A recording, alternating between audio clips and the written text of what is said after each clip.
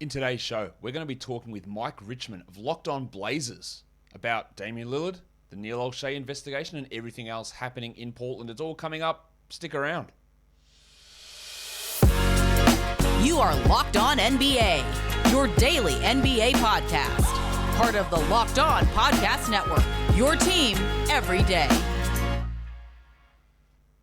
Hi guys, and welcome to another week of Locked On NBA. I am your Monday host, Josh Lloyd. I also host the Locked On Fantasy Basketball channel, so check me out over there. I'm also the lead analyst at basketballmonster.com and Yahoo Sports Australia. We're going to be talking Portland Trailblazers today, but today's show is brought to you by Prize Picks. Prize Picks is DFS made easy. It is the best NBA DFS prop game out on the market. It's not just the superstars they have, even the bench guys getting limited minutes. You can put those guys into your prop entries as well. Whatever you can think of, points, threes, rebounds, assists, steals, blocks, Prize Picks has all of those props available. And when you go to deposit, make sure you use our promo code NBA, because you get a 100% instant match deposit up to $100. So how it works, you pick 2 to 5 players, you go look at their over-unders for whatever prop you want, and you just pick either side, combine them together, and you can win up to 10 times your entry. It doesn't just have to be basketball. You can combine sports as well with a multi-sport entry. It takes under 60 seconds to put an entry, and you can do it on the website, prizepicks.com, or use their, award-winning app. That's it.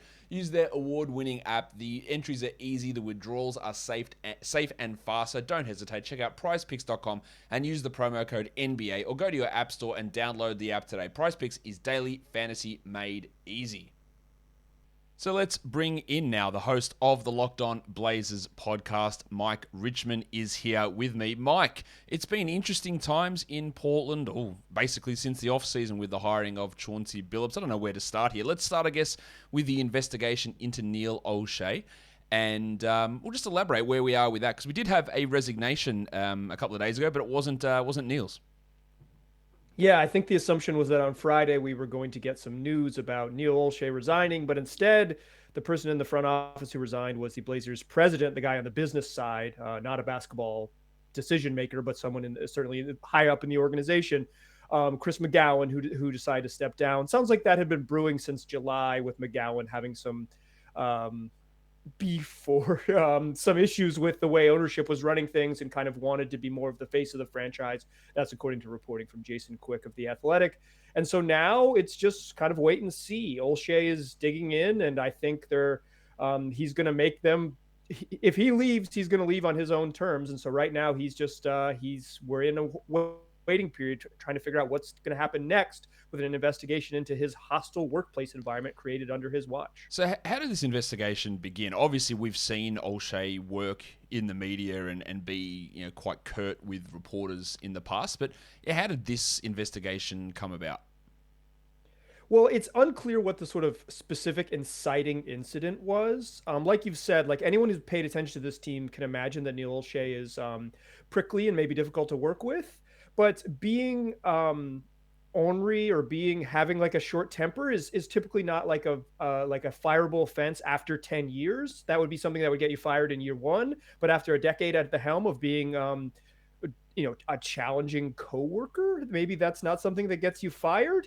But I think there must have been some singular inciting incident where we've reached, or a decision by the ownership that says we got to get Neil out of here, but we don't want to pay him, and the only way we can pay him is to investigate whether the way he's acted for 10 years under our watch is some sort of with cause reason for firing with cause, so they can take away his money. Yes, that's basically all it is, because they could fire him obviously whenever they wanted to. They would just have to pay out his contract. But if there is this investigation providing evidence, or however they want to frame it, that he is not suitable for the position, then they can get away with not paying him. So you're right. Olshey has no real incentive to just resign based on this, because he'll want his money, and the front office will want to make sure he doesn't get his money. So it does feel like it's eventually heading for something. In the end, even if the investigation doesn't come through, I'd imagine they wouldn't be all that keen on him sticking around, or would they just investigate and then go, oh well, I guess we'll just keep going?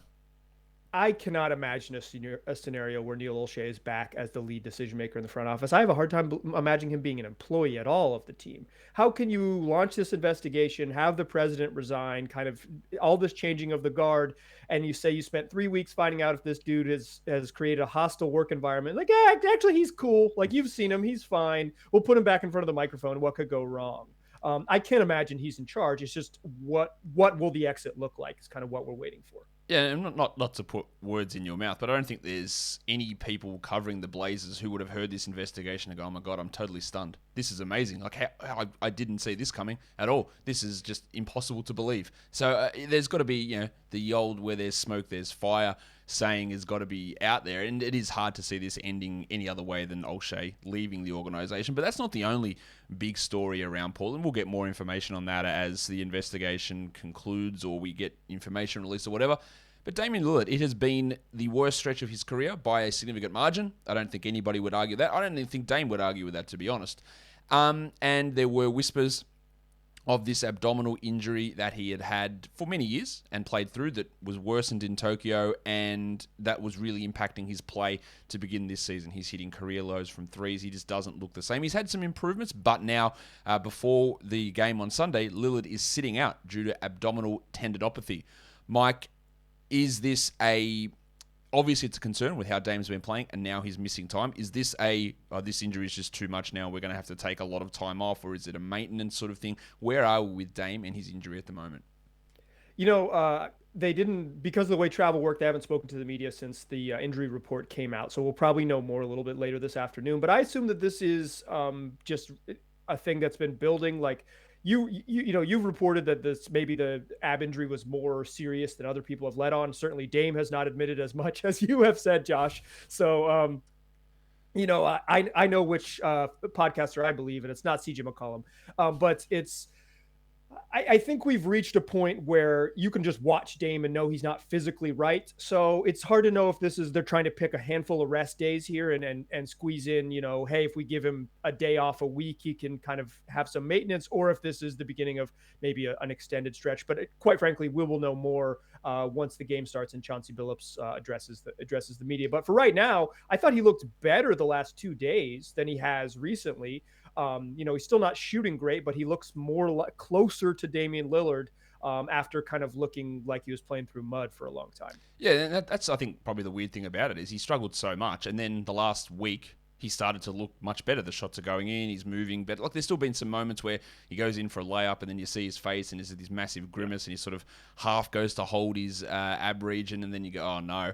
But the numbers have been much better. The play has been much better. That's why this absence for today's game, it was a little bit surprising to me. And just to clarify, what I did report a few weeks back is that I was told that the injury had worsened and there was a consideration, and some people were thinking that maybe surgery would be required in the preseason, but that was quickly shot down. And then the result of that injury worsening is part of the reason why we're seeing some of the struggles that Dame had to begin the season. Who knows if that'll end up coming back and there will be any surgery talk further on, but the injury had gotten worse than it had been, because it is something he has played through for many years, but it had gotten worse to the stage where that was a discussion that was on the table, and then that was obviously not gone through with, because Lillard's here playing and not having surgery on his abdominal region. So it is going to be something to really watch. But just in terms of the beginning of the Chauncey Billups era in Portland, how would you say that it has gone so far, Mike?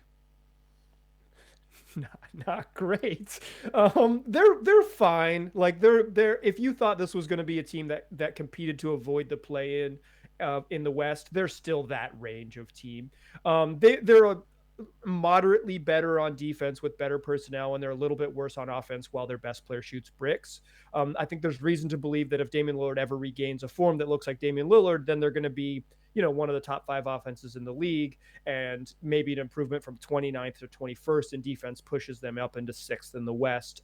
They've just been really inconsistent. In their wins, they've looked really good, and in their losses, you're like, oh, this is maybe one of the bad teams. And it's just which part of the wave do you catch on which night has kind of been the fate of this team that's been inconsistent.